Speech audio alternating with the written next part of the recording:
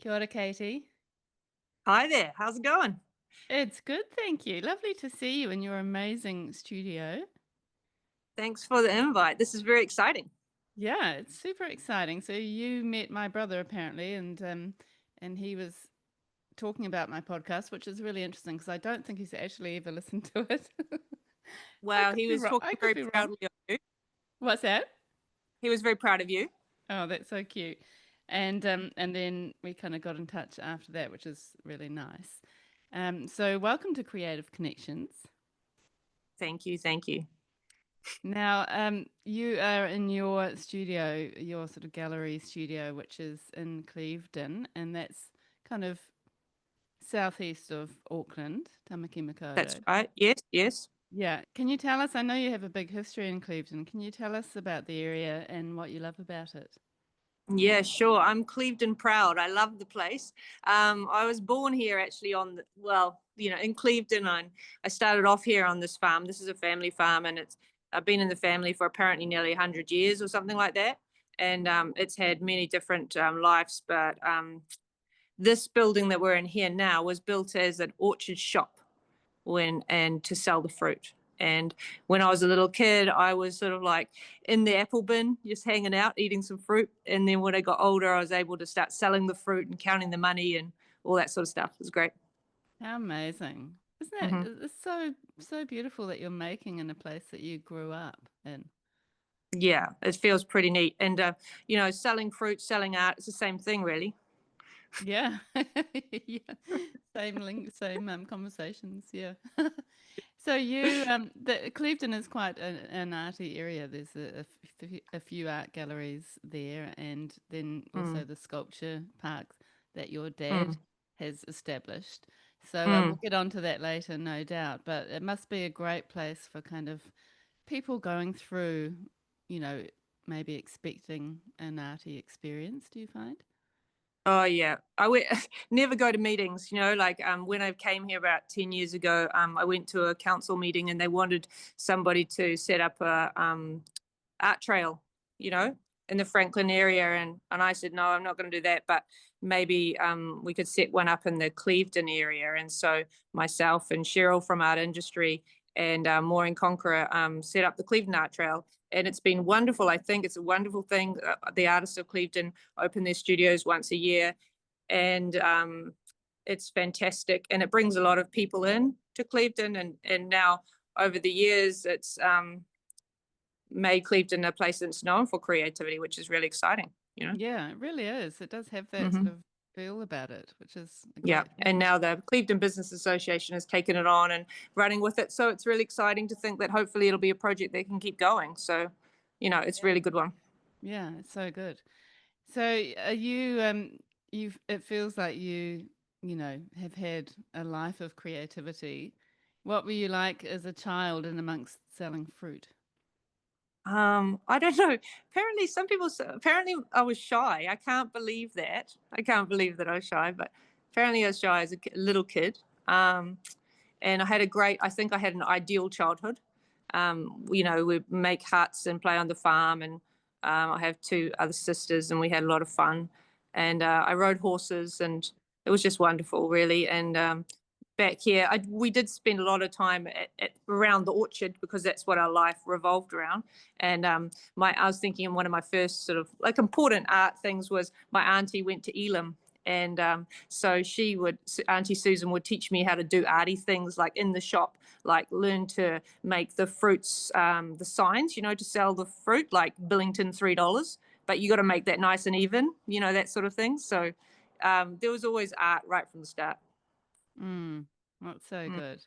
And how cool that you were doing that in relation to the shop and the orchard when you were a child, and now you're working in the same space as an artist. Yeah, it's a pretty much a dream come true, really. I think I imagined it, but it's such a beautiful building. It's really a landmark. So I had to sort of work my way up.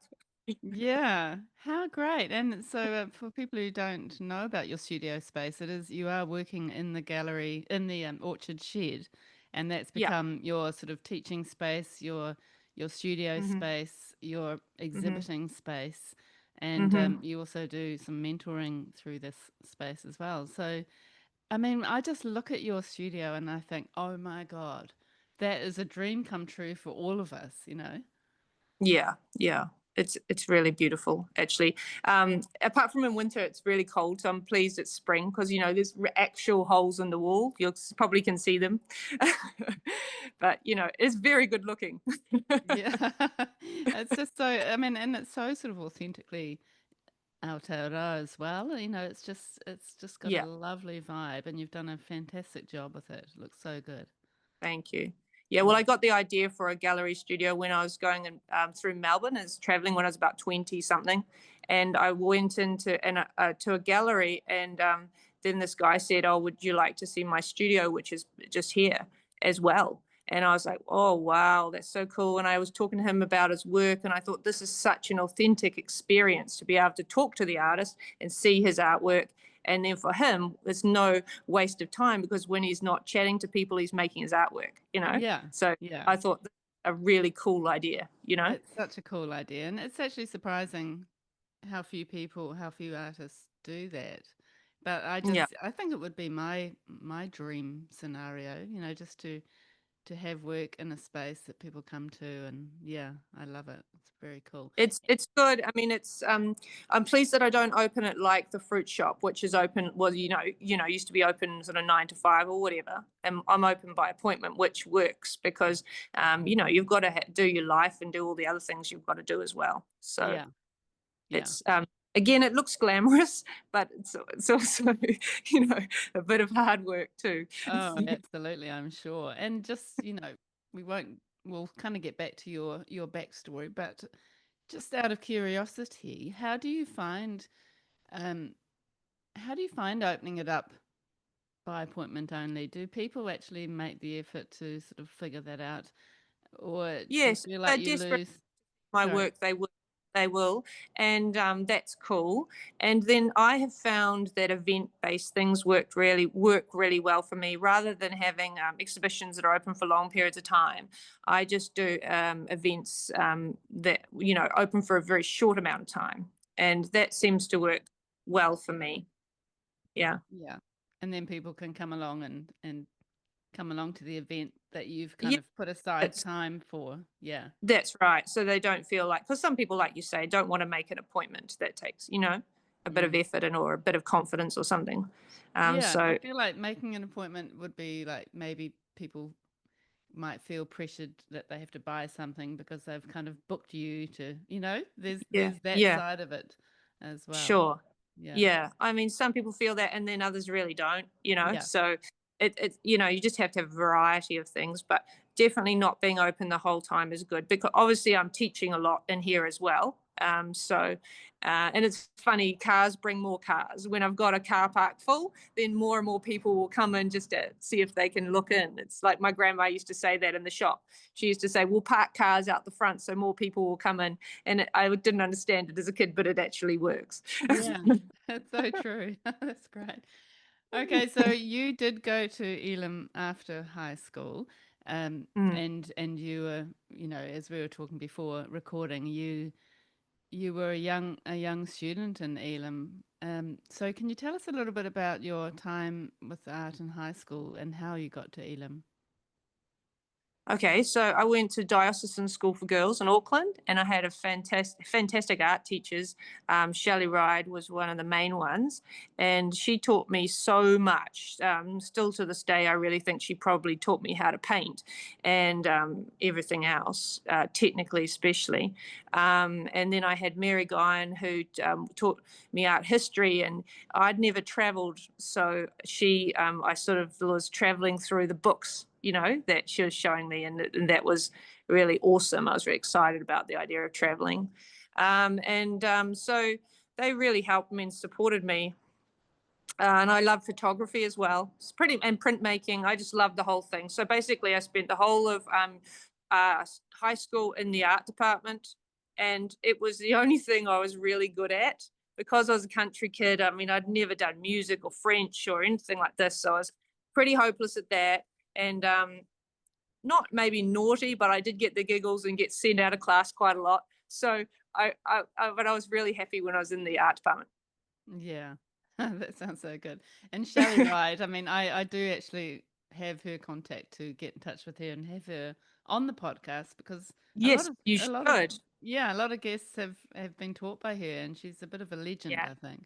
Yeah. she's yeah. And I later went back and worked for her as when I was a teacher because I still had more to learn from her. She's really amazingly knowledgeable. Yeah, Mm, how yeah. amazing. Yeah, I'd love to meet her. So, how did you get to make the decision to study art at Elam? Oh, I don't even really. I think it was just an okay thing for me to do because my auntie had already gone there and my family was really into creativity. It was always really supported, which is sort of strange. But I just loved art, and that was the obvious next thing to do. Um, uh, I just love making art. So, that's where you go. If you love making art, you go to art school.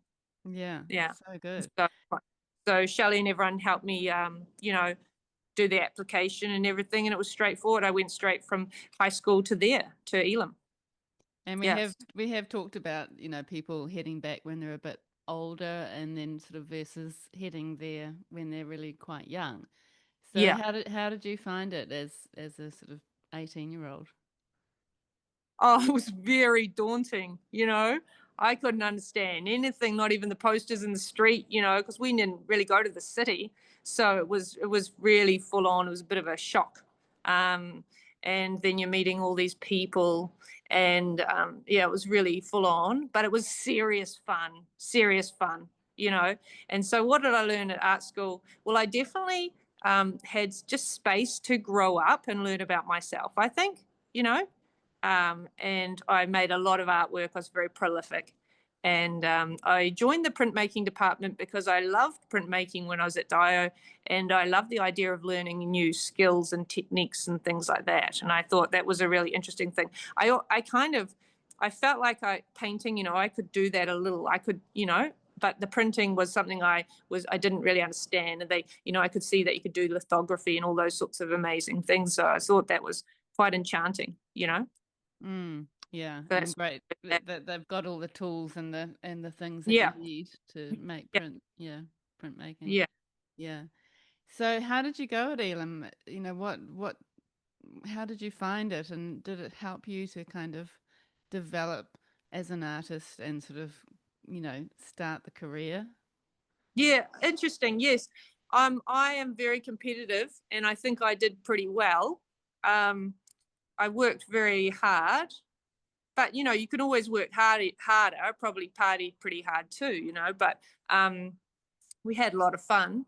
Um, Yeah, but then saying that, there's lots of things I didn't learn. Maybe at that time, the idea of selling work was sort of semi frowned upon. You know what I mean? It was like, and so at that stage, you didn't learn about business and those sorts of things, which in retrospect, I think would have been really cool because that's something that comes pretty naturally to me. And I think it would have maybe helped me figure out a bit more quickly how I could actually make a go of being an artist myself, you know? Yeah, as a Uh, career.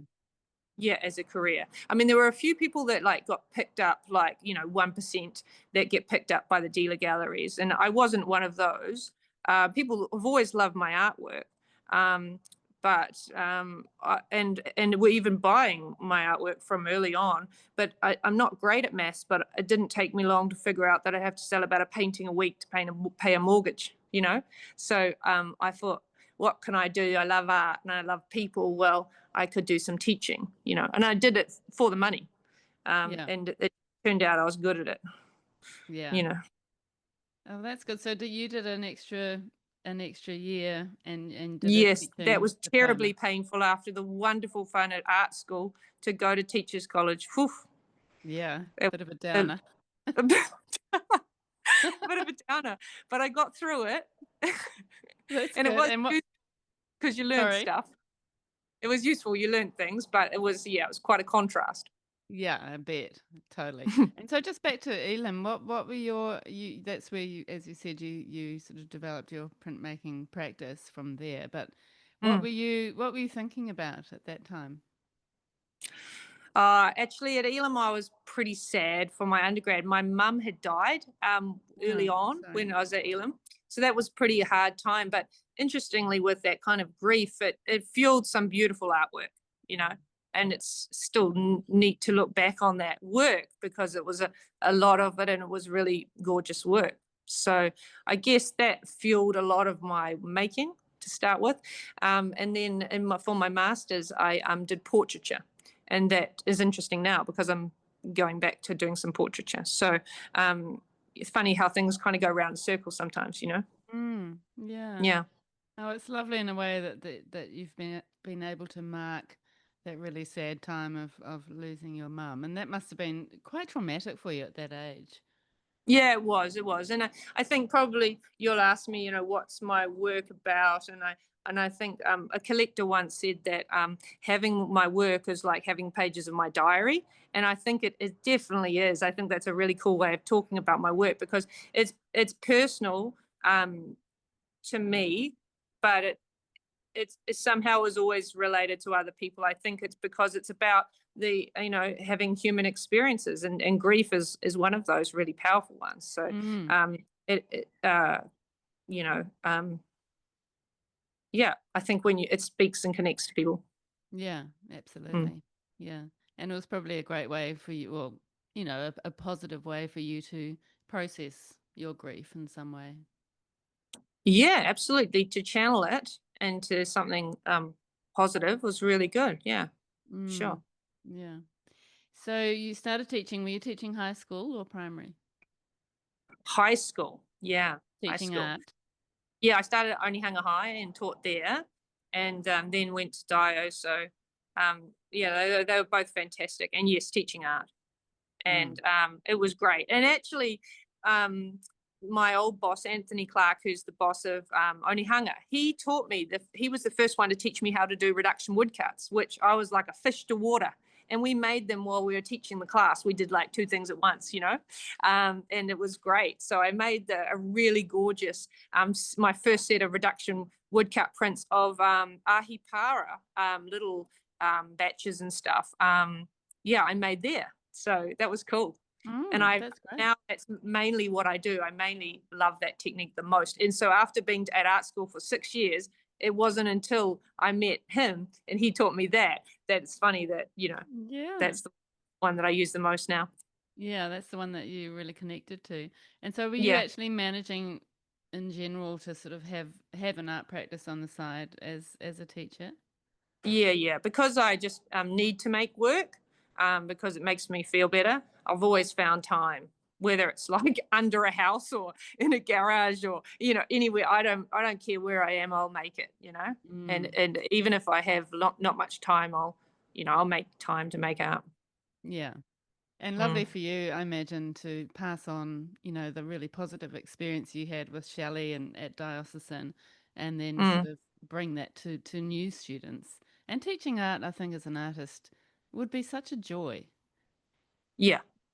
It's surprisingly fun. I always say I just do it for the money, and you know, half of any joke is true because I mean that was the driving force for why I got into it. But I do really love doing it, and I love working with people, and it is wonderful to see to foster people's creativity and to help people think critically and come up with ideas and all this sort of thing and learn new skills, and if they can be good at one thing, then it makes other parts of their life easier and gives them confidence and all that sort of stuff. It's very empowering, you know. Yeah. So people tease me that, like it's coming to my classes is like going to a shrink or something like that, because you know you end up talking about loads of different things, don't you? You know, Yeah. and it's just a fun environment to be around and be in.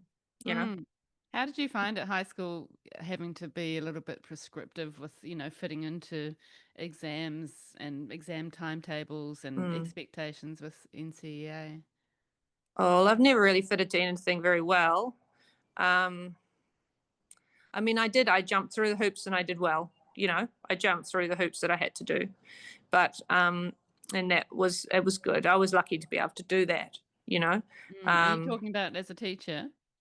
oh, I thought you meant sorry Yeah. as oh you mean teaching?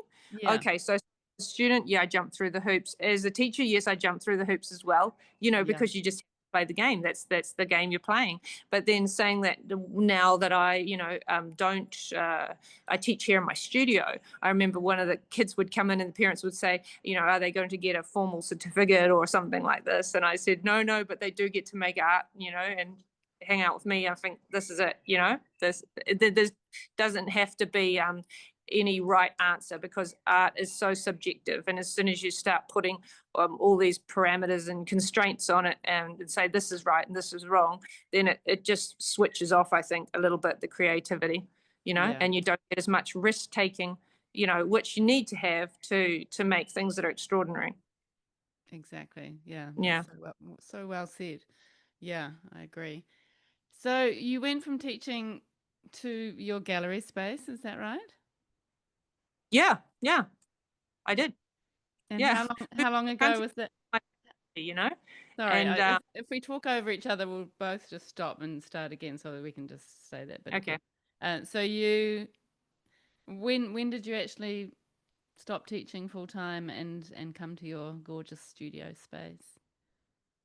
About 10 years ago, but this is version 2 of my studio space. The first one here was sort of in the garage, and I, came out here, and I was making myself a studio and gallery studio. And then I saw on Facebook that some parents wanted somebody to be able to teach their kids art. And I thought, I can do that. And so I just made it a little bit bigger so that I could also teach in the space. It wasn't really my plan to keep teaching. I was wanting to focus on my practice. But it's been a really great bread and butter, over the years. Yeah, and it relates so beautifully to your practice. It's such a nice Yeah. combination, isn't it? And so what made Yeah. you decide to leave teaching and focus on your practice? Oh, because I wanted to focus on my practice and my family, and my Yeah, students were like, we're not surprised at all, miss. We knew you were going to leave us to go and make art, so that was cool. yeah, Uh, it was just the right time to do it. And it totally was the right time to do it, when you're young and crazy enough to keep, taking risks and doing it, So I really had no idea what I was doing, but at the same time, as I was teaching, I was kind of imagining what would be my best version, what would be the best version of what I could do.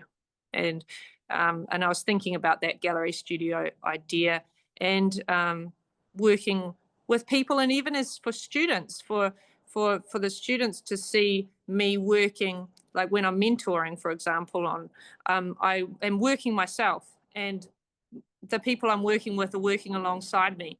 And I think that is a really neat way for them to learn as well, yeah. because it's very authentic. It's a real life experience. So I was thinking that, maybe I could create something like that. And it's worked very well. Yeah. Oh, it's brilliant. Yeah, such a fantastic model. Well done to you.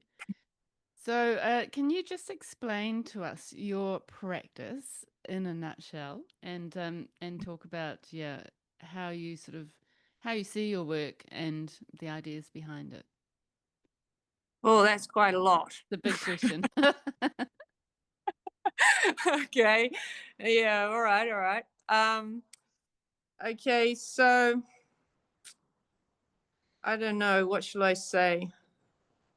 Oh, yeah. I guess my work is personal to me, and for me, it's always been a bit of an outpouring, and it's always about how I process the world. It helps me understand what is going on, really.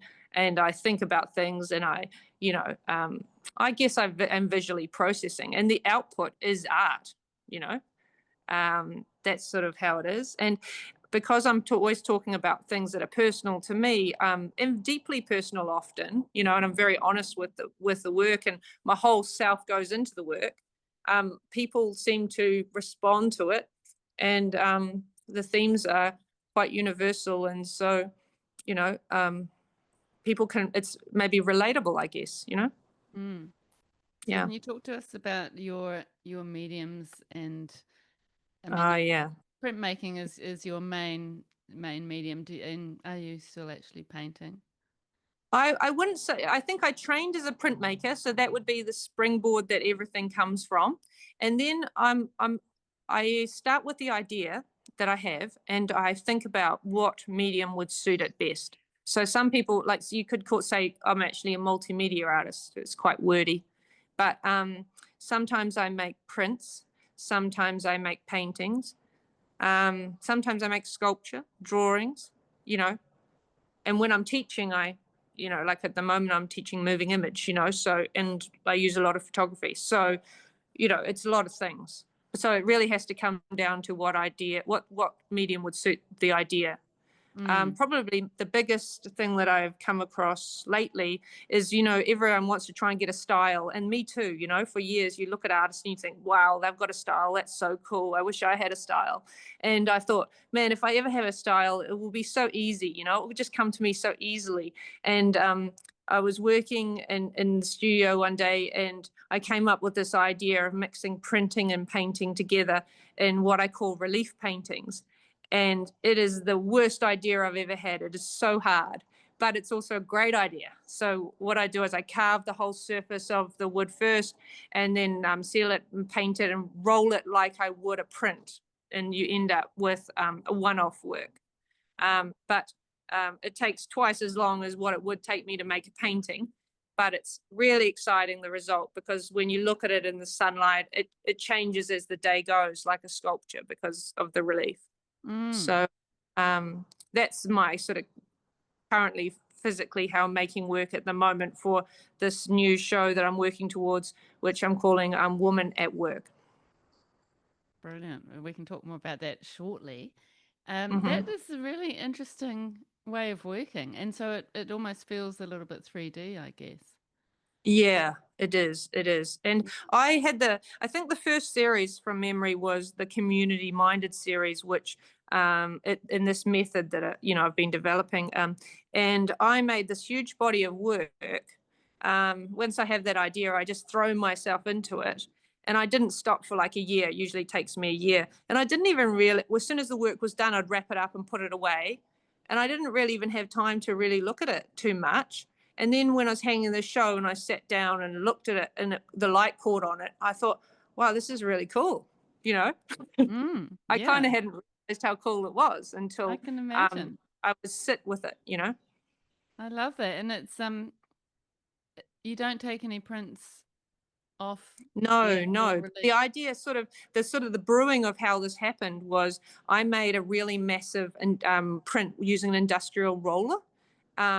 And everybody wanted I should have made more because I think I only made 5. Well, it's hard work, so that's why I only made 5.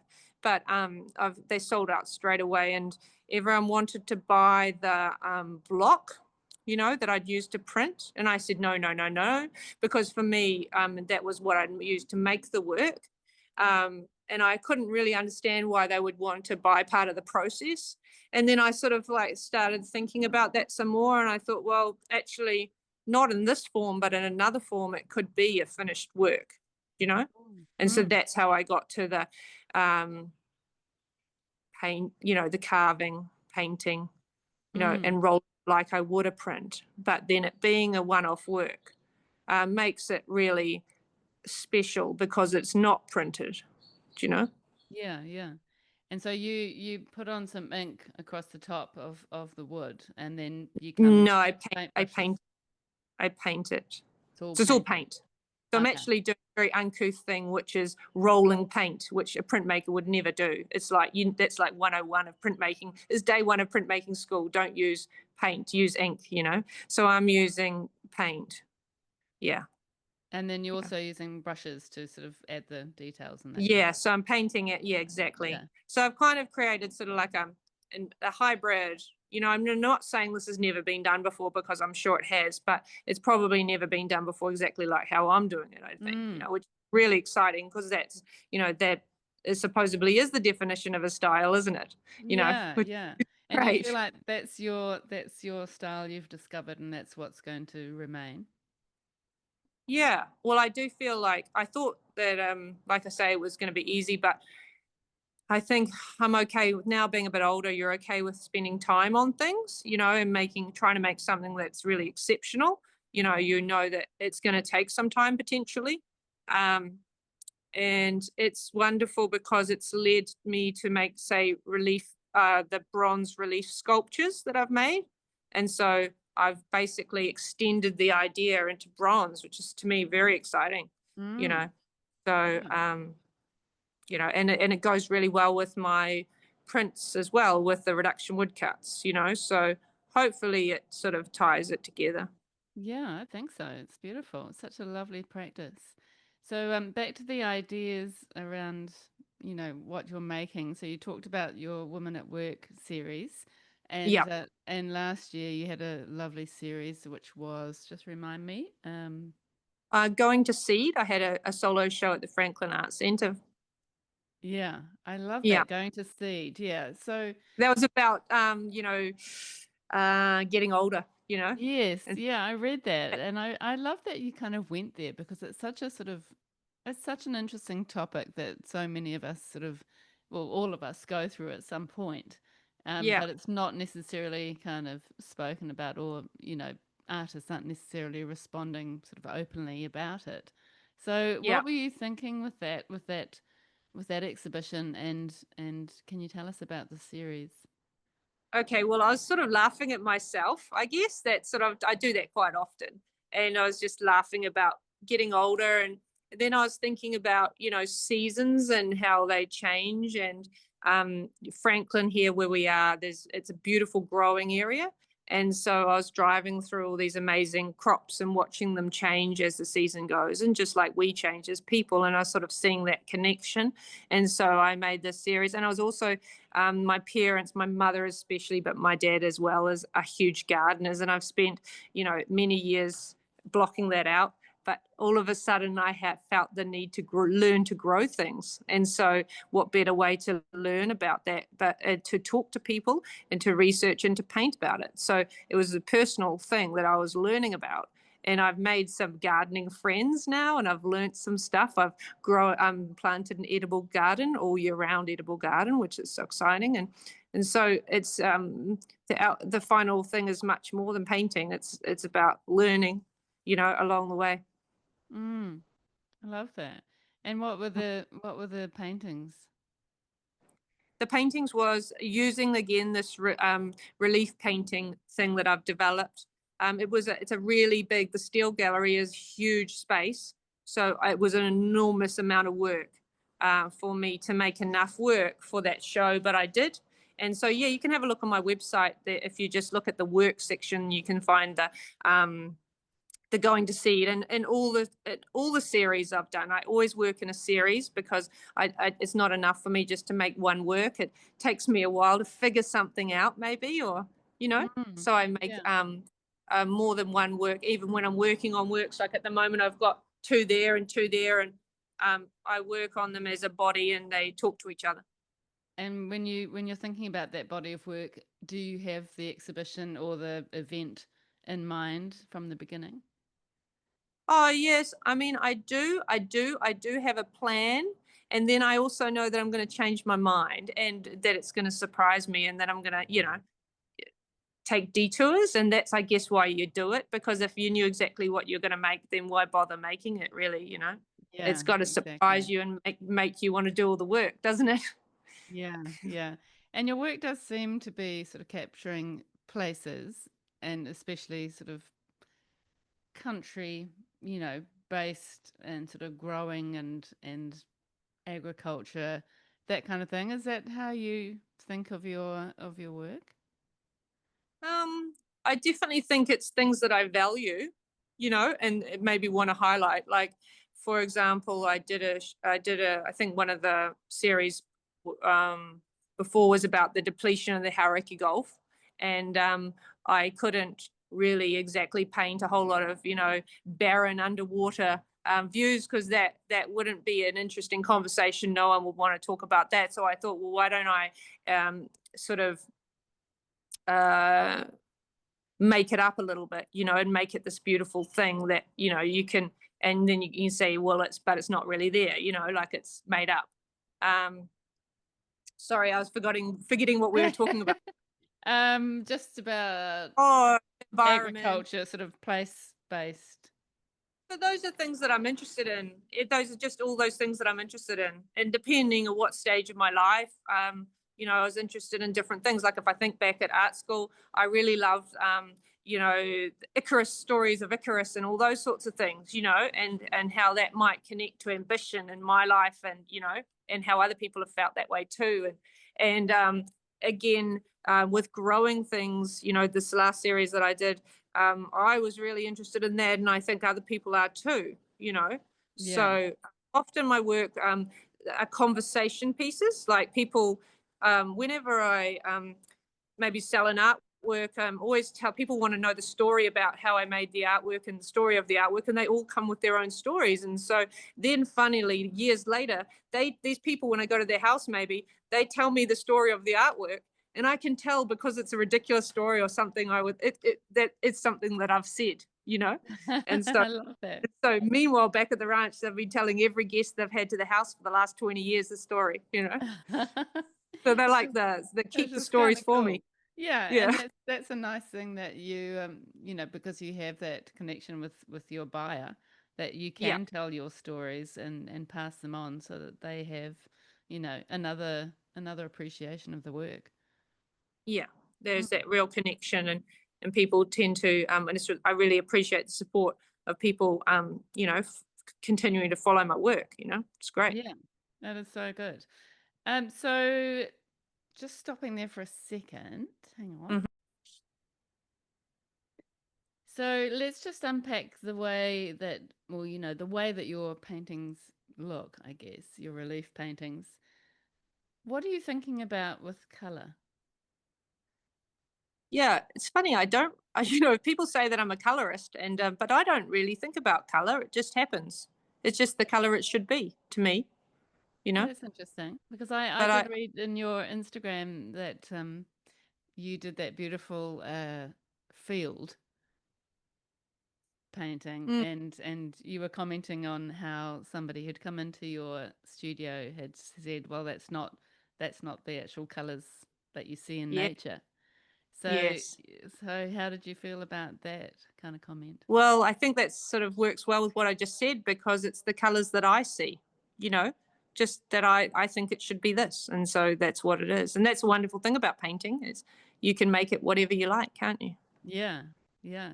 I love color. And what color does when you sort of put two colors together, and but your Mm. works do feel, a lot of them are very colorful. Oh, for sure. I love color. I just love it.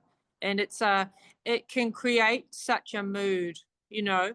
And so generally the series, I will think about the kinds of colors that I want to use. For example, in this new series, Woman at Work, I decided that I would use primary colors as like the key that will hold it together, because they're very strong, and I think these women are very strong, so I wanted the colors to be strong. So often, the colors are not just colors, they kind of help to I guess tell the story. Yeah, yeah. So onto that amazing exhibition that you're working towards, Women at Work, and you are showing this at your gallery studio in Clevedon. Can you Yeah. tell us about that series and how it was formed in the beginning? Okay, well, this is probably the most terrifying thing I've ever done. It's really like it's very scary. I mean, it's already probably the most scary thing you can do, to do portraits, let alone do portraits of these woman artists that I admire. How did I get to this idea? I think it was through frustration. I was feeling a little bit frustrated, and I think I was thinking, is this because I'm a woman artist? Is this how do other woman artists feel?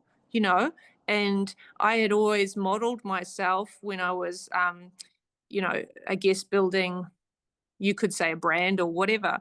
Um, Men, because they're so good at putting themselves out there and risk taking, and putting themselves forward. So, but I was coming across things that I didn't know, and I thought the only people that can answer these questions are woman artists. And I had actively avoided woman artists because the woman artists that I admired, I was terrified of them, you know. And so I was like, well, I'm just going to have to talk to them, Why do you and say you were terrified of them? I was terrified of them because I thought, like, so I could name a few. Some of the biggest portraits I made this show as Judy Miller, Jacqueline Fahey, and Fiona Clark, and all of them. I think the word that comes to mind that brings them together, they're also brave, and they, uh, are so passionate about their art. They're purists. They make art for art's sake, and all this sort of stuff. And I found that.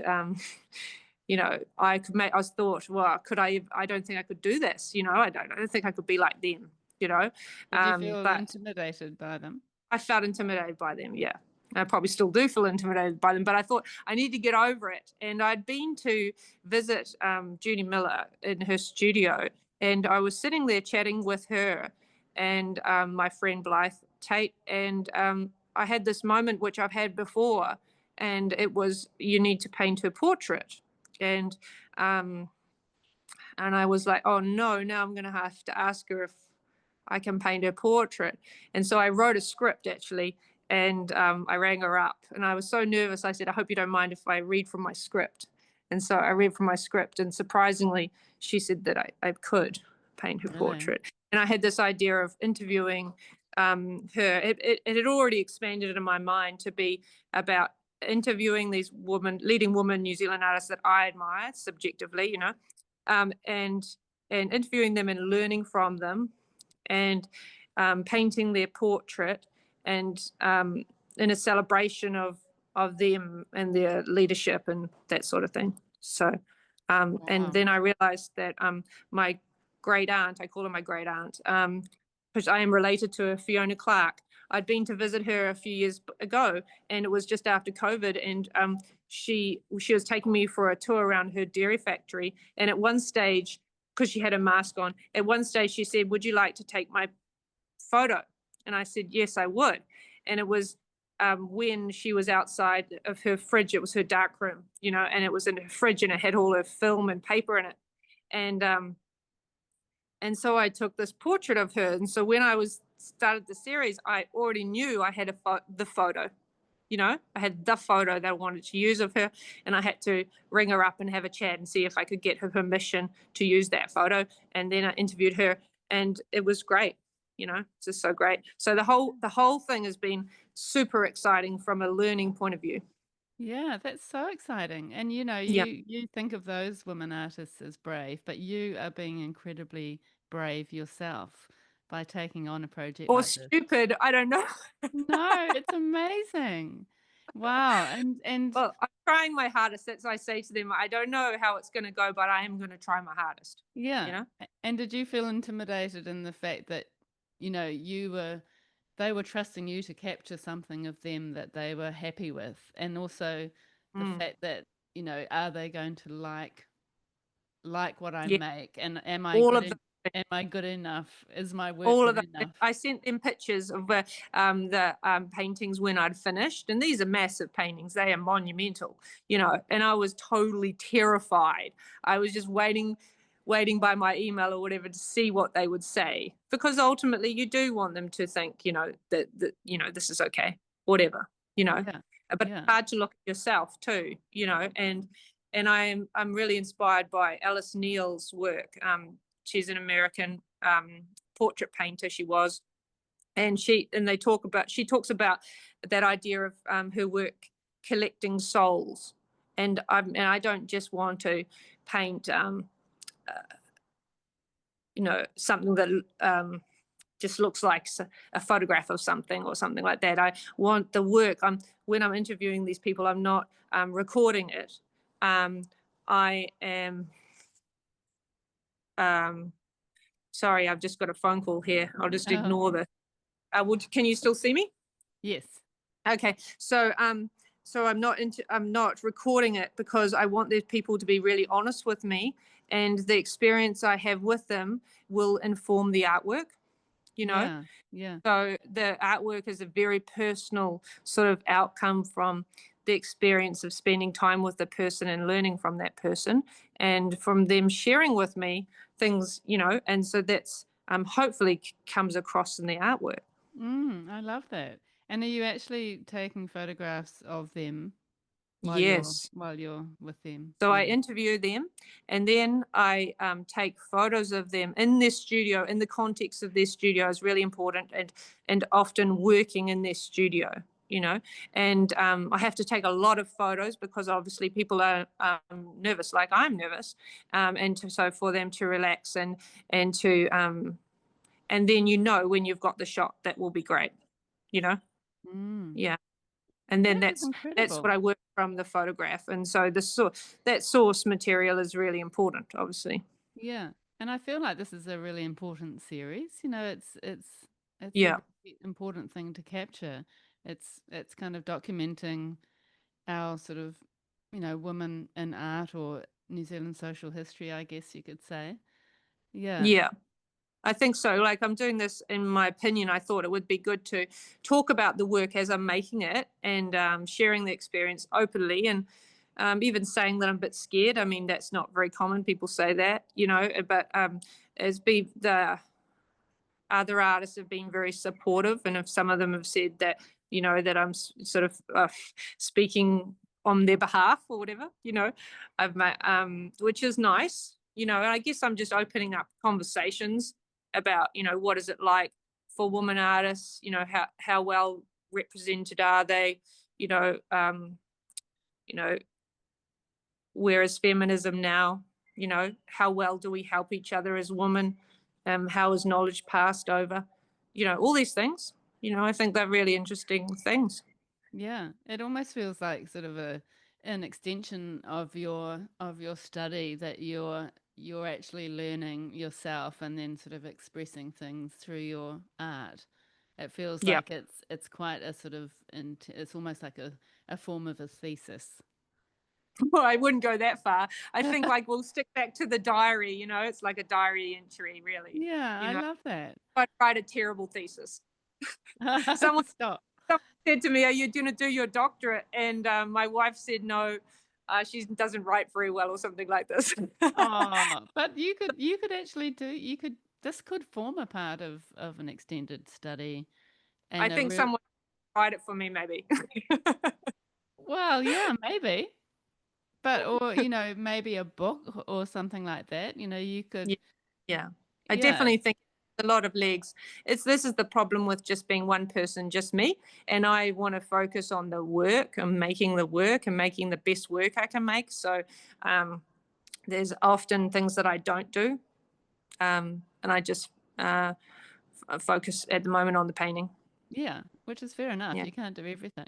So that Uh, woman at work series, yeah, I feel like, as you say, is got a lot of weight, and it feels it feels like it's celebrating, Aotearoa women artists, which yeah. is a good thing.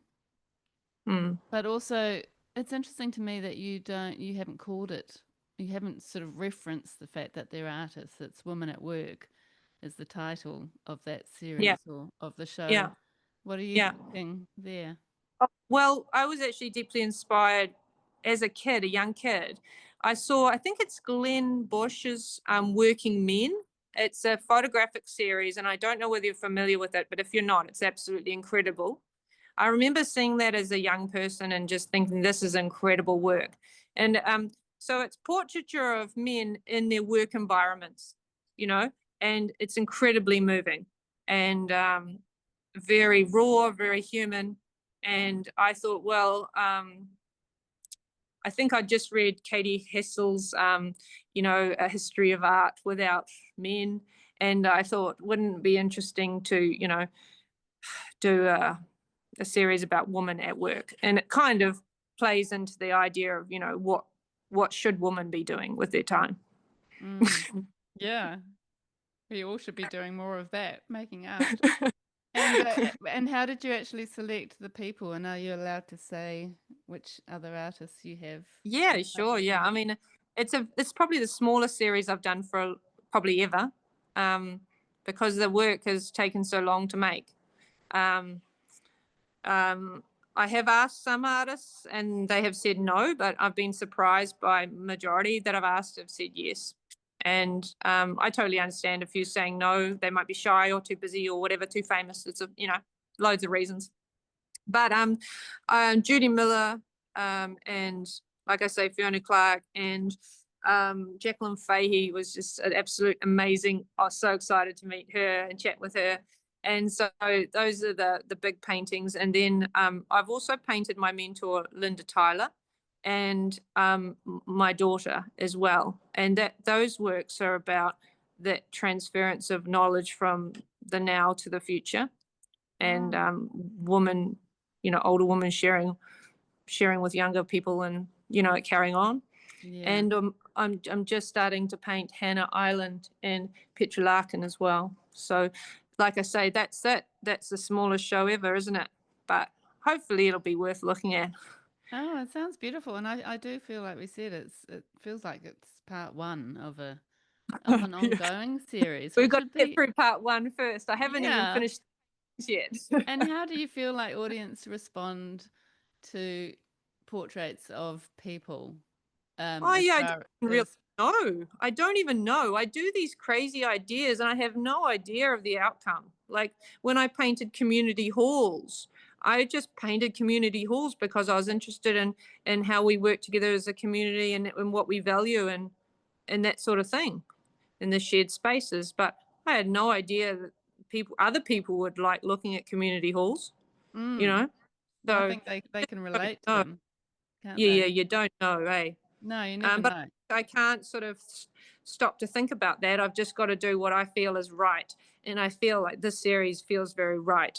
It's the right thing to do to celebrate these people in their lifetime. Mm, yeah, Yeah. and such an interesting project for you to get your teeth into, you know, Yeah. Yeah. academically and creatively, really.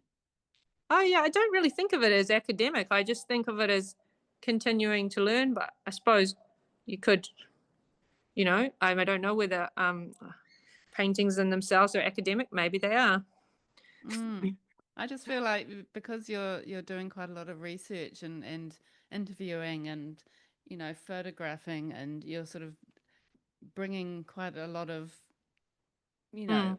a lot of thought, I guess, critical thought to it, Yeah. and Yeah. then you're making the work. Yeah. And I mean, it would be I do this amazing. for all my series, though. I do this for all my series. Yeah, that's the way you work. Yeah. Yeah. And do you feel like that's come from your time at Elam that's helped you with that? Uh, yeah. I think probably it wouldn't have done any harm. Yeah. And I think when you learn, I'm one of those people, if you give me a textbook, I'll read the whole thing and then I'll tell you, it was on page 44. Like quite weird like that. I quite like to know things, like to learn things, you know? Mm. So it's just my way of understanding the world, I guess, again, talking with people, reading some stuff, processing it and making artwork. Yeah. And then that feels like that sort of ties in so beautifully with the way you're living your life as an artist, with the teaching and the mentoring, and then talking about the work to people who come into your gallery. It just Mm, feels like you're in a position now where all of those things that you think of as important are coming yeah. together.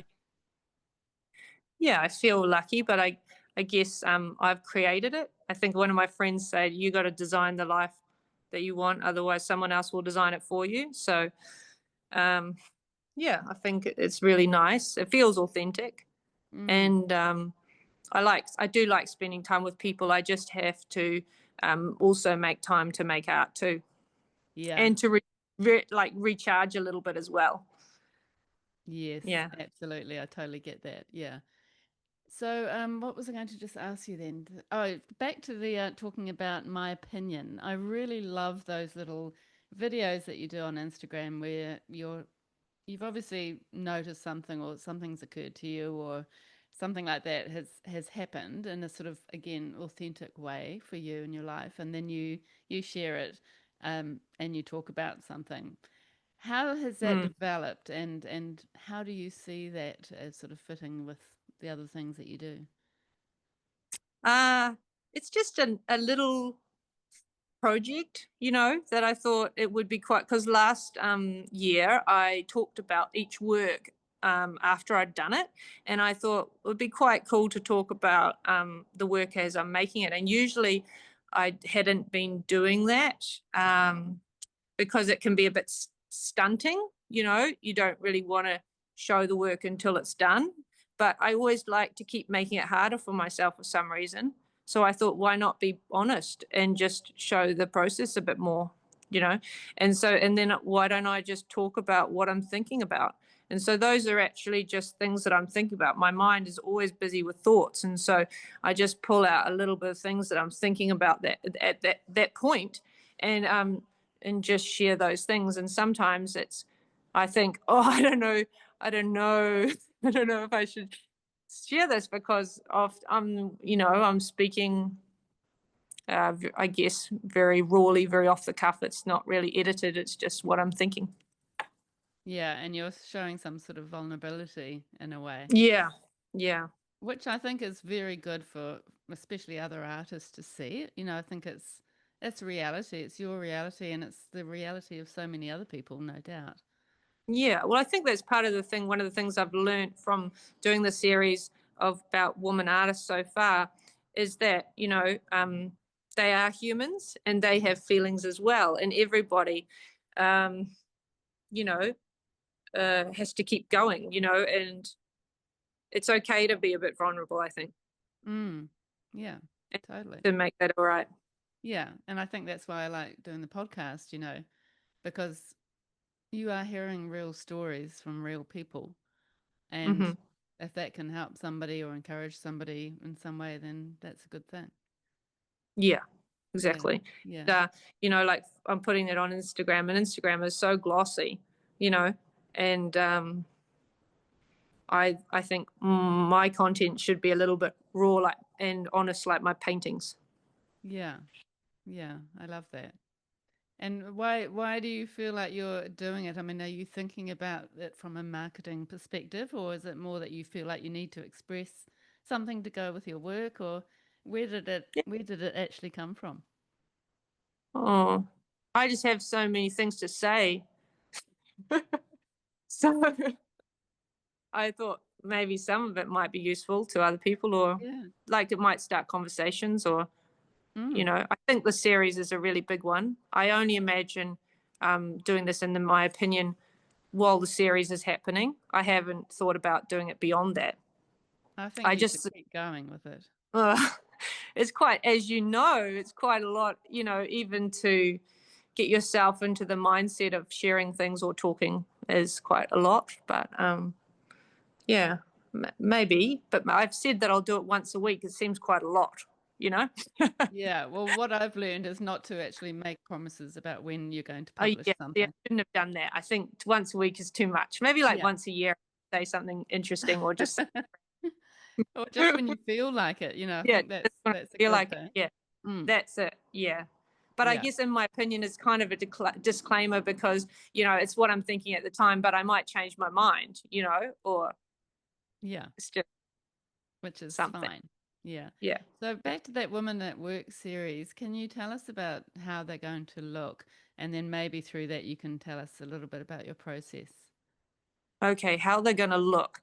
Okay, well, I went to the Modern Woman show at the Auckland Art Gallery, and I saw like the history of woman artists painting, and I thought that was really pretty cool. But to be honest, I sort of took it as a physical challenge. I wanted to make mine much more monumental and proud, and loud, and take up space, and so I imagine it's going to be, they're loud, and powerful works, I think.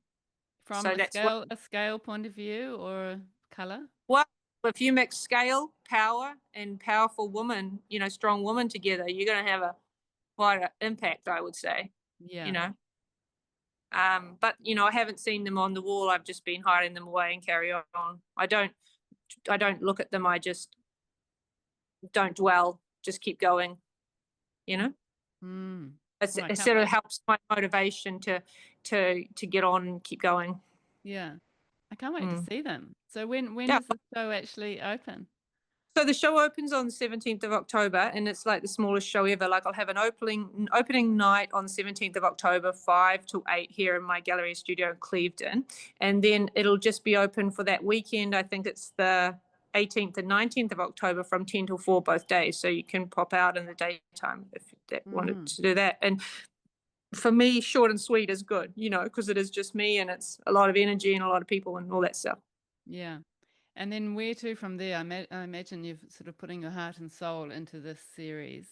What's Yeah, the exactly. plan after that with your work? Well, I do have an idea brewing, but I want to just put all my energy into this project. I like to have shows in about October because then I have some time to start another project before the new year. It makes me feel good, sort of having conceptually some idea of where I'm going the next year. It's just in its infancy, and I'm definitely not ready to share that. No, fair enough.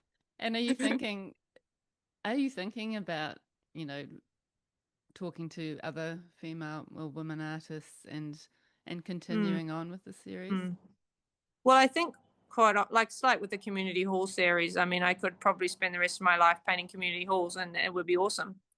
I could definitely spend the rest of my life painting women artists.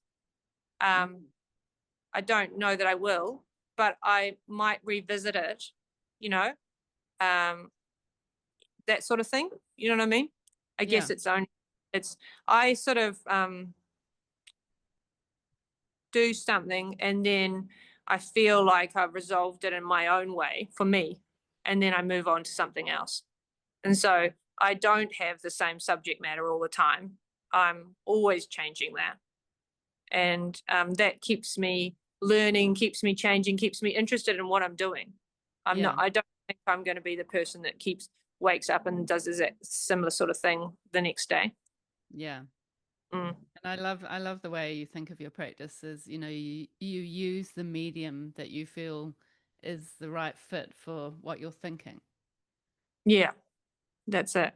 Yeah, I've really enjoyed, for example, making the bronze sculptures using the relief technique of carving, but then sand casting it in bronze is really exciting, and learning how to work with that and things. So keeping on pushing and coming up and doing things that I don't expect is really exciting. Yeah, totally. I love that. Yeah, I think that's the best way to work personally. But then you can still see your style, as we were saying earlier, your style even through the sculpture and the painting. I think it's got a real sense of line, which I guess comes from the printmaking medium. Yeah, it is quite graphic, hey, and the new work, it is graphic, and I do love, like I'm just looking right now, the history of posters. I love that book that I have, and so I definitely draw on things like from different places, and I do love the graphic line. And the just, I guess we've kind of touched on process in a way, but can you just talk us very quickly through your process for the relief paintings? Okay, well, it's a long, how long have you got? It's quite a big process, but okay. So, for example, I had to contact the artist, and I've say painting Judy Miller, and go and do the interview, which informs, learning about the person. That is really important. And then taking a photo of them working in their studio. Again, lots and lots of photos to get one that I think feels authentic. And often it's when maybe they let their guard down, or whatever. But there's a moment, and hopefully I take a photo in it, and then I come back to the studio and I actually draw the photograph onto the board.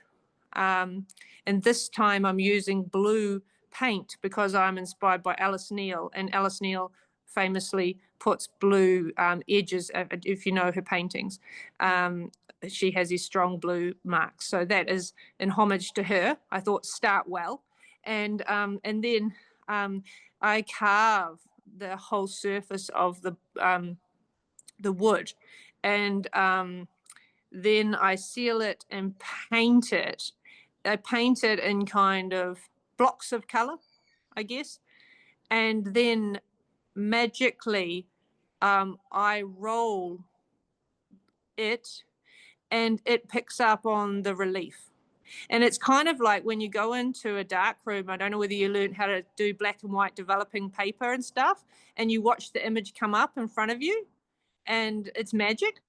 It's Yeah. exactly the same thing. It's absolutely magic because out of nowhere, it's like invisible and like there's nothing there.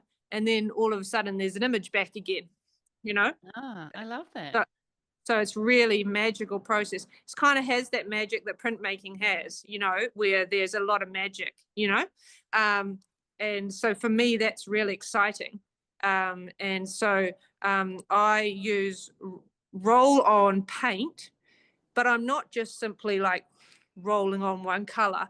I'm rolling on lots of different colors, and then I'm painting and doing washes and glazing and stuff like that, like you would when you're a painter. So I'm mixing printmaking and painting together.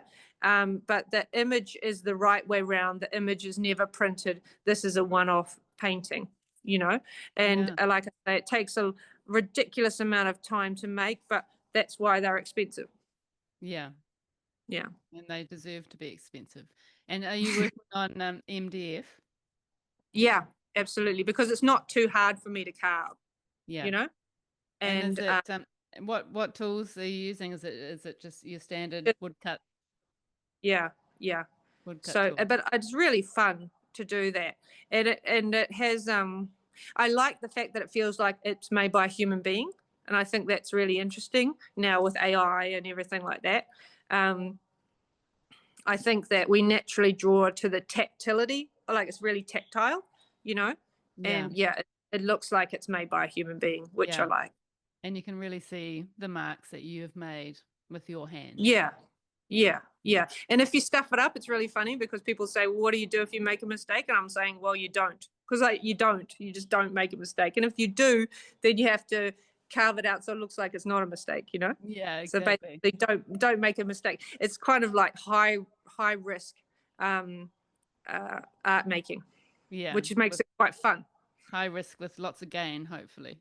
Yeah, hopefully. Yeah. And that's what I love about printmaking is that sometimes there are little mistakes or, things that happen that you didn't expect that can be Yeah, magical. that's it. It's allowing chance to play because especially with the carving, it's very intuitive. Yeah. Um, what do I carve out? What do I not? It takes on it moves really quickly from being a photograph to a drawing to a carving to a painting to a print. Yeah. So it keeps evolving. Yeah.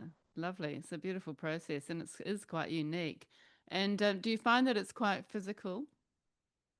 Um, yeah, it's very physical, but I don't mind hard work. No problem. Hmm. No. I quite like that actually, and it's cool when you feel like you're getting somewhere. Yeah, I can imagine. Beautiful. So yeah, it just makes it more exciting at the end. And you'd sit back and you go, "Well, can't believe I did that. That was pretty hardcore." Yeah. And you do often work quite big too, so they must be Yeah, really, I tend to love big. yeah. Yeah, um, but Because small, small is good too. I try to do a range, and lately, like the last show I did, I tried to make the smallest works like little masterpieces because I do love working big. So I run the risk of like trying harder with the big works. So yeah. I try to make sure that the little works were just as great, which is Mm, harder with a smaller work because it has visually takes up less space, less impact. So you yeah. have to work hard to get it looking good. And do you frame your works or just keep the MDF as a solid No, piece? I just Frames by Daniel makes the box boards, so I'm Okay. using those. Yeah, Yeah. he's great. So Beautiful. Yeah. yeah, Cool. Okay, so let's just pause for a second. okay. Now you talk about, your ideas and your thoughts that you have a lot as a big part of your practice. Do you actually allow yourself experimental time? No, this is making me laugh because someone I mentor, he came in and said I'm experimenting, and I said, no, you can't use that word. I don't like it. You know, Really? I don't know why I don't like that word, but I think it's because everything I do is with purpose.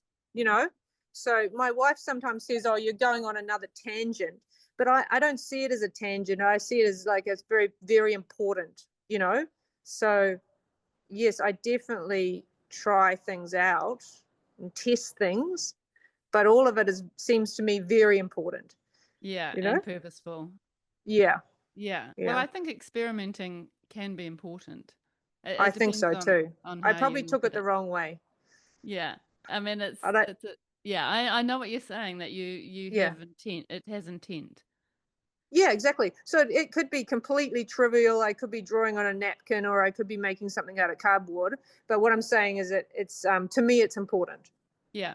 Yeah, Yeah, definitely. And I feel yeah, the same. I think that experimenting word is isn't trivial, yeah.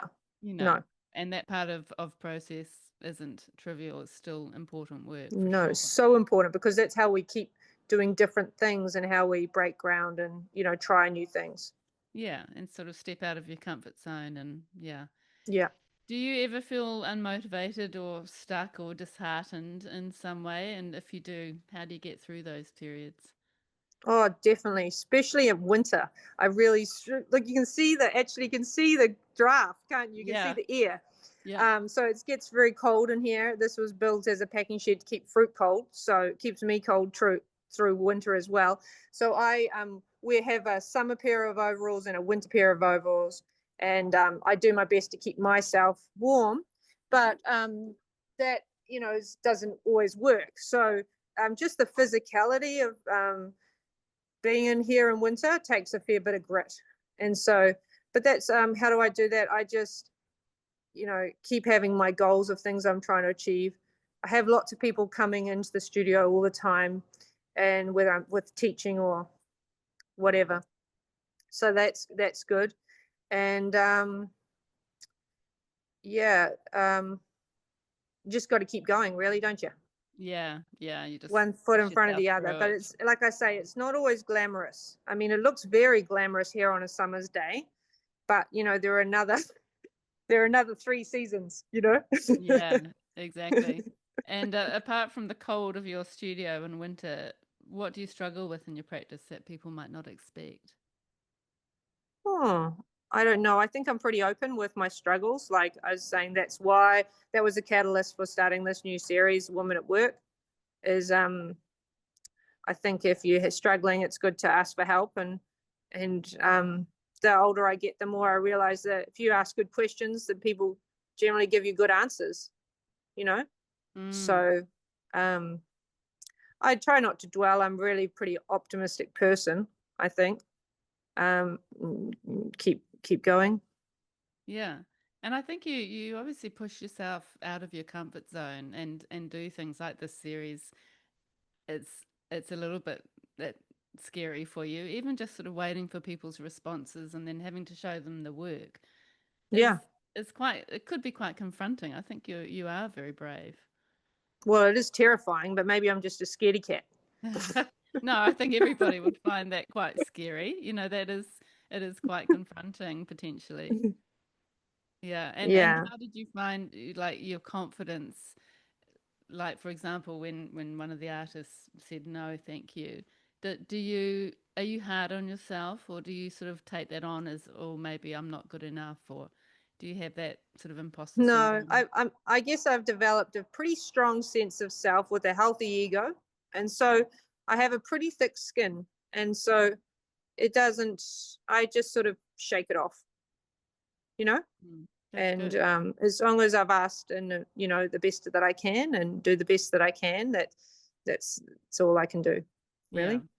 And do you think Yeah. that's something that has come with age, or have you always been like that? Or I think it's probably developing with age, eh? Yeah. But yeah, I've always had I guess a healthy sense of self and belief in that I can do something of value. Yeah. Mm, which is so Yeah. great. And you seem to be wearing quite a lot of hats and juggling quite a bit alongside your practice. What does a usual week look like for you with all the things that you're involved with? Okay. Yeah. So, um, well, obviously, even just getting the kids to school and things, that's something. How old are your And kids? then 10 and 16. Oh, Yeah. wow. Yeah. And so, I walk the dog when I get to the studio, and that's a nice thing to do. The dog likes it, and I like it. Clears my mind, And then I come into the studio, and I have a diary, like a manual diary that I write everything in, right? But I have set things that I do every day of the week. So I might have teaching obligations, or I have mentoring, or I'm actually doing some relief teaching at the moment down the road. That's something new that I've done. That's been nice over winter as well, because they've got heat pumps. It's great. Um, no, the people are nice too. So yeah. And then there'll be some days that I just spend the whole day in the studio. You know. But then there's also a lot of admin to do. Teaching classes and things like that. There's a lot of things, and people quite often say, how do you do everything you do? And I think I made a thing about it the other day, saying I often do things that I don't want to do, Yeah. because it all has to get done, you know. Yeah. And I just make sure that I give time for making art. When I first came to the country and I had a little baby, and I was thinking, how am I going to set up a routine? I decided to make the creative habit of making 40 minutes of artwork a day, spending 40 minutes every day. And that is a really cool thing if people are starting out. It's a really cool way of just getting into the habit of always making. And Yeah. so I don't just make art when I feel like it. I go to work and I make art because that's what I do, you know. So I will have some days where I'm just drudging along, dragging myself through the studio, and other days that I'm skipping and everything that I touch turns to gold. But you've got to be, for me anyway, I've got to be in there all the time to have those moments, that are good. But also one foot in front of the other. Eventually, you get somewhere. You know. Yeah. It's so Mm, important. And that kind of mm, routine of making every day mm, seems mm-hmm, important, which is something I'm learning to do while I'm here in Turkey, and it feels mm-hmm. so good. And I just can't believe how quickly the day goes, actually. I'm so into it that, Yeah. I'll be making for 5 hours straight without really noticing. Yeah. And I would love to make every day, but if I'm honest, I don't make every day because I've got lots of things to do, lots of other things to do as well. But interestingly for me, it actually builds up a need, and I have to make the work. I'll always find time to make the work. You know what I mean? Like, it Mm. becomes like I get quite angsty if I don't make work. Yeah. So I always come back to it. But most days I'm making something, doing something. And I love the way all the different components of what you do all sort of, complement each other so well and kind of connect beautifully. Do you find that you get inspiration or you learn things from your teaching and mentoring? All the time, all the time. Well, that's because my work is about the human experience. I'm spending time with humans that are inspiring my work, Yeah. the whole time, you know. That's so Um, true. Even with your audience, who are yeah, coming to see your work, that's another element of that. yeah. And little things that people will say stick in my mind, like basically forever, you know. And so, like, and that will sort of kick off or link with something else, Mm. and maybe be a new idea. And that's great as an artist to have that in a way, that sort of outer influence instead of getting into your own head I think completely. it's important for me anyway. Um, it helps. I think I might be, because I am a real people person. So I think actually I did notice it in COVID. I missed the people. I was Yeah. surprised because I thought I was going to love having no one around, but I actually missed the people so much so that I actually made a little free drawing thing where you could draw along with me. And people still stop me and say, I love doing that with you, because it was such a lonely time, wasn't it? And Oh yeah, it was people terrible. just liked hanging out, even if it was in virtual space. Yeah, it's a lovely idea. And Mm. it's very much a part of you. Can you ever imagine not having those elements in your practice, sort of alongside your practice? Uh, I I would love, I would almost love the idea of me being, able to just spend the whole time in the studio by myself and focus entirely on my work. I mean, maybe that's something I will grow into. Um, but at the same time, we're going to have a problem, because I am a people person, right, Yeah. as well. So Yeah. but I definitely, I can't spend, I'm like a bit of a racehorse. I like to spend time with people, and then that's it. And then, you know, do the art, and then, relax, lie down, you know. Mm, yeah. I wonder if you could just do it at some point. You could get to that stage where you have your gallery open maybe in the morning and have that sort of people interaction through people coming in, and then Mm. have your practice and just have those two elements. Yeah, I mean, it's always evolving. I try to do what is working, keep doing those things, and discard things that are not, and discard the things not a valuable use of my time. Because I think time is a huge thing. We only have so much of it. Um, you know, but Yeah. I definitely, safeguard, and if not, want to spend more time making art and trying to make great art. That's still got to be the focus, because for Yeah. me, I could teach every day of the week, and um, you know then I wouldn't make any artwork. Yeah. Your practice would suffer. Yeah. Yeah. Yeah. Oh, well, I think your work is incredible, and people hopefully can have a look at your Instagram page or your blog posts on my website to have a look at some of these works. Do you actually have any of the Women at Work works completed?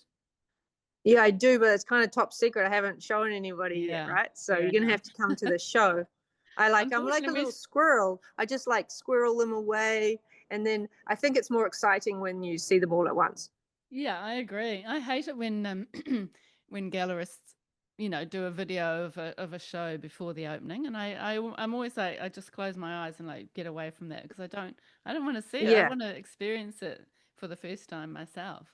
So yeah, I Yeah, think and you that's kind of want to good. celebrate the people that come and actually see it in the flesh. Yeah, These, yeah, because the relief works, they really have to be seen in the flesh. You can't. I'm trying to photograph them, but they're very hard to photograph, because of the relief, and your brain doesn't really compute, and the camera definitely doesn't.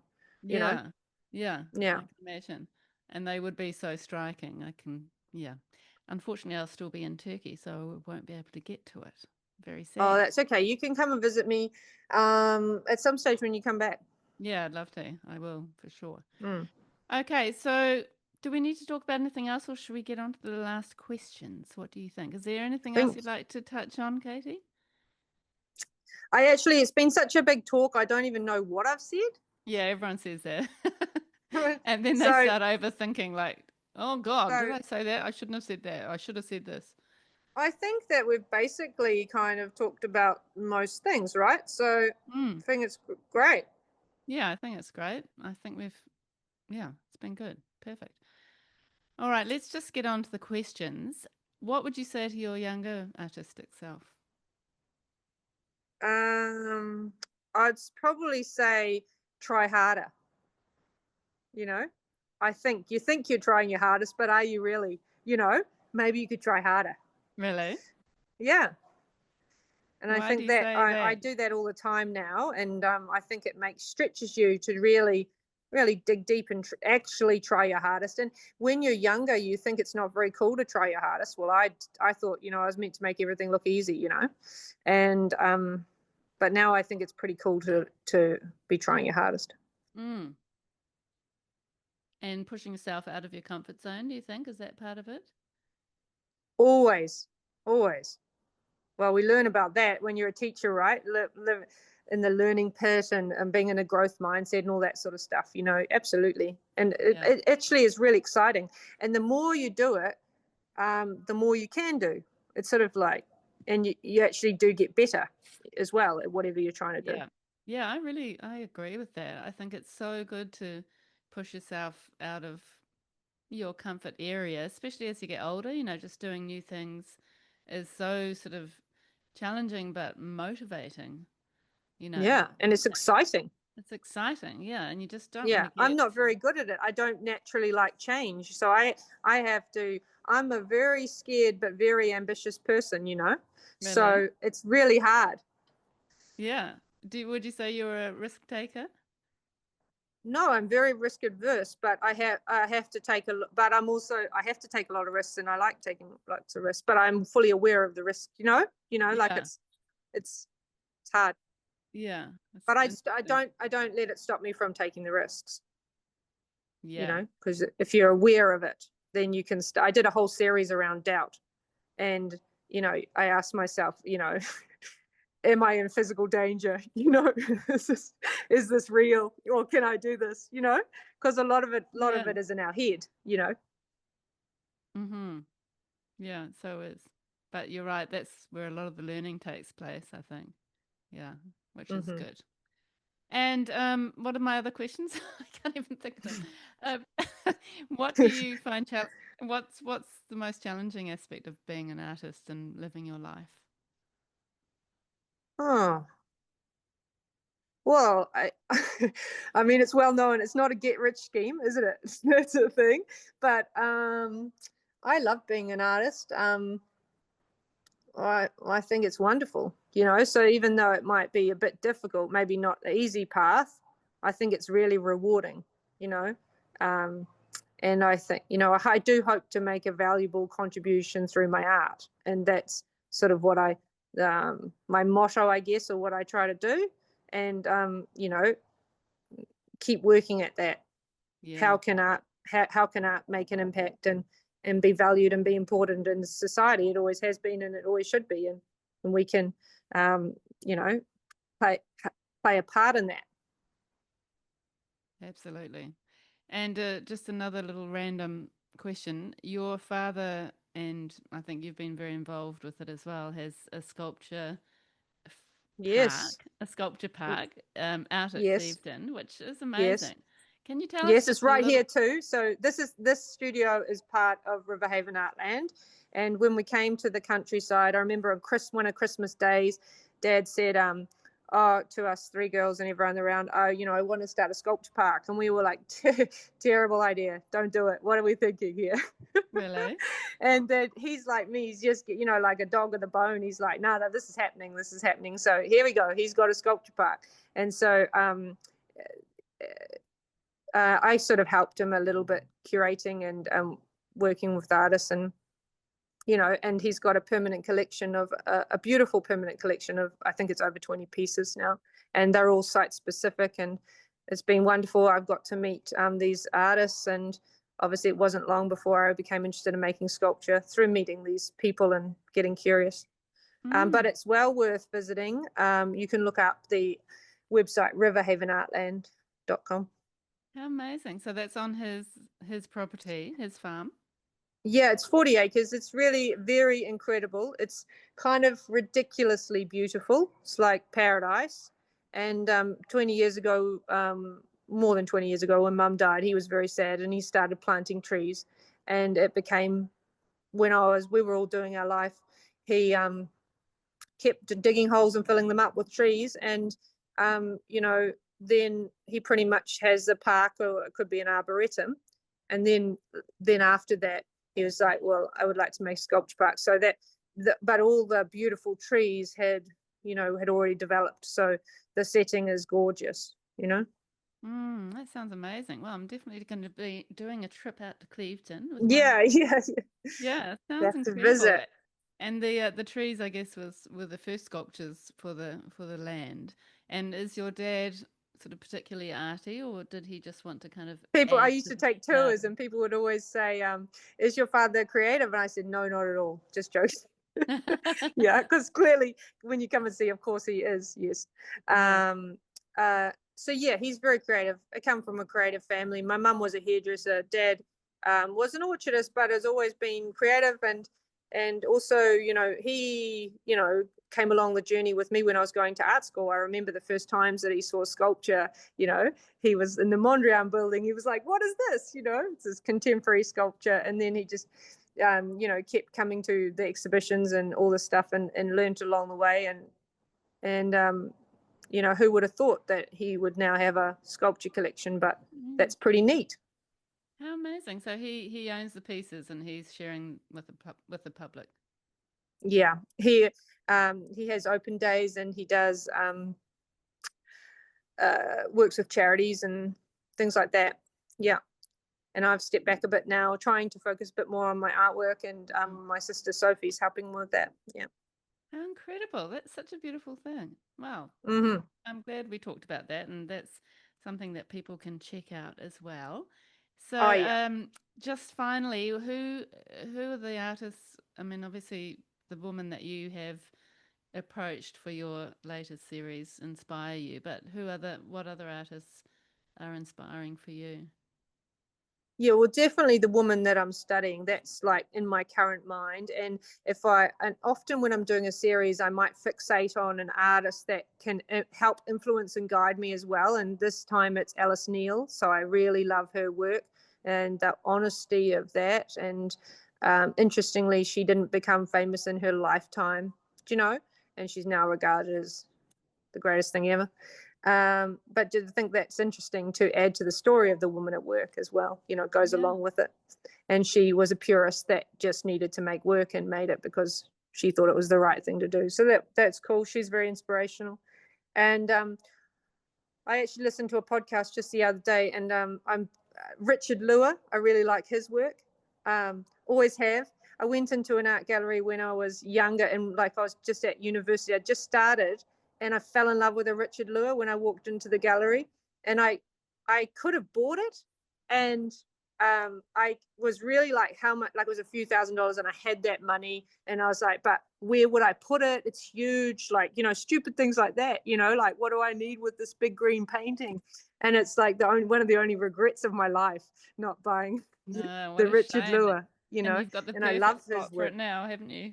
Yeah, I would make it, right? You just build a room. Yeah, exactly. What a shame. Yeah. So his work is good. I love the honesty and the humor, and when in the podcast I was listening to, he talks about it as therapy. I just think it's very relatable and down to earth, and very honest, and I really like his work. And then one of my students was just sending me a picture the other day. One of my favorite all time would be Picasso's Guernica. I think I've always loved Picasso's work, and the aesthetic works for me. And that particular work, I love the human struggle, how he's captured that. So lots of things, but things inspire me all the time, and I'm always finding new things and new artists that are interesting, and keep on learning. Yeah, it's so good, isn't it? Looking into artists' work, and I just find it very inspiring, but also sometimes affirming, and it's it's interesting. So I think you've really covered it, but what would you say being an artist has taught you about life? Well, I think I was, are you born an artist? I feel like I was, so I don't really think I know any different. It's just the way that I process the world. Yeah, I really feel like that. Yeah. Well, Katie, it's been an absolute joy talking to you and meeting you, and I can't wait to see you and meet you in person and see your gorgeous space and see I would love that. your latest work. Yeah. So You should come for a cup of tea. I would love that. I would love that too. Cup of tea sounds great. In fact, I'm missing New Zealand tea at the moment. I do like the Turkish chai, but nothing like a good old, English breakfast with milk. Awesome. Yeah. Thank you so much for having me. This has been lovely. Oh, thank you, Katie. My pleasure. Okay.